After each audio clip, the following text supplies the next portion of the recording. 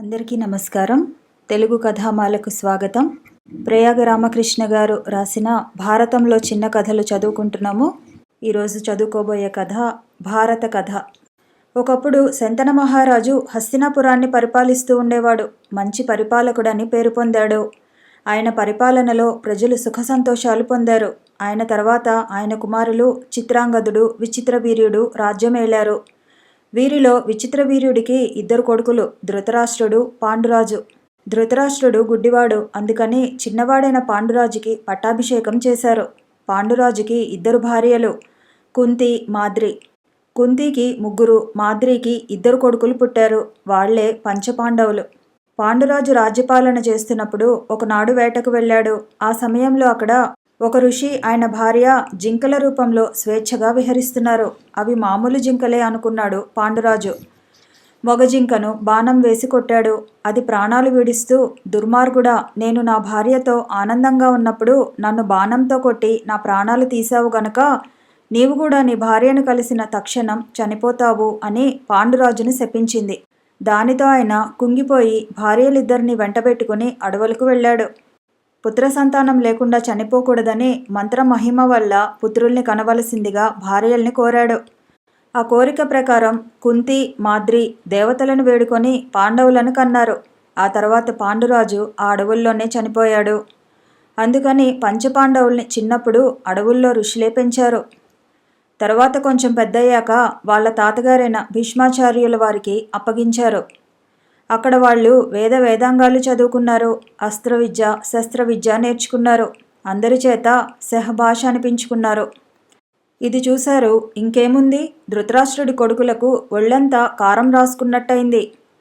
అల్లరి చిల్లరగా తిరుగుతూ, ఆగడాలు చేస్తూ, అందరినీ వేధిస్తూ, అందరి చేత ఛీ ఛా అనిపించుకునే వాళ్ళని మన పెద్దవాళ్ళు ధృతరాష్ట్ర సంతతి అంటుంటారు. అవునా? ఇంతకీ ధృతరాష్ట్ర సంతతి ఎవరు? కౌరవులు. కౌరవులు 100.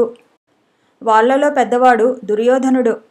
అతను తన చిన్నతండ్రి పిల్లలైన పాండవుల్ని నానా బాధలు పెట్టాడు. ఇది చూసి భీష్మాచార్యుల వారికి కష్టం కలిగి కౌరవుల్ని, పాండవుల్ని పిలిపించి మందలించి 2కి సంధి కుదిర్చారు.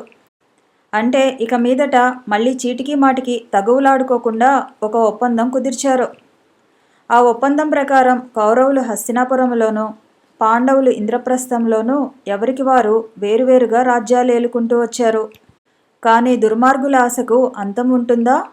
ఏదో ఒక మిషతో పాండవుల్ని తమ రాజ్యానికి పిలిపించి అంతం చేయాలనుకున్నాడు దుర్యోధనుడు. ఆ రోజుల్లో రాజులు జూదమాడేవారు. అత్యంత శోభాయమానంగా జూదగృహాన్ని నిర్మించాం. మీరు మా దేశం వచ్చి మా ఆతిథ్యం స్వీకరించి సరదాగా మాతో పాచికలాడి వెలుదురుగాని రండి అని దుర్యోధనుడు పాండవులకు కబురు చేశాడు. రాననడం రాచరికానికి తలవంపులు. ధర్మరాజు వెంటనే బయలుదేరి వెళ్ళాడు. కౌరవులు, పాండవులు జూదంలోకి దిగారు. ఆ జూదంలో కౌరవుల పక్షాన శకుని పాచికలు ఆడాడు. శకుని పాచికలు వేయటంలో దిట్ట.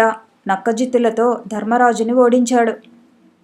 ఫలితంగా పాండవులు రాజ్యాన్ని, సకల భోగభాగ్యాల్ని వదులుకొని 12 ఏళ్ళు అరణ్యవాసం, 1 ఏడాది అజ్ఞాతవాసం చేయాల్సి వచ్చింది.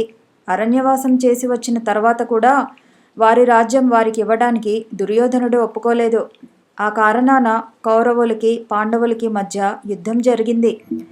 ఆ యుద్ధంలో పాండవులు కౌరవుల్ని చంపి రాజ్యం చేజిక్కించుకున్నారు. క్లుప్తంగా ఇది అన్నదమ్ముల కథ. అయితే ఈ కథతో పాటు భారతంలో మనకు పనికొచ్చే ఉపకథలు ఎన్నో ఉన్నాయి. మహాభారతం మహాసముద్రం లాంటిది. అందులో ముత్యాలున్నాయి, రత్నాలు ఉన్నాయి. అవే భారతంలో చిన్న కథలు. మరొక చిన్న కథతో మళ్ళీ కలుసుకుందాము. ఈ వీడియో నచ్చితే లైక్ చేయండి, షేర్ చేయండి, కామెంట్ చేయండి, ఛానల్ని సబ్స్క్రైబ్ చేయండి.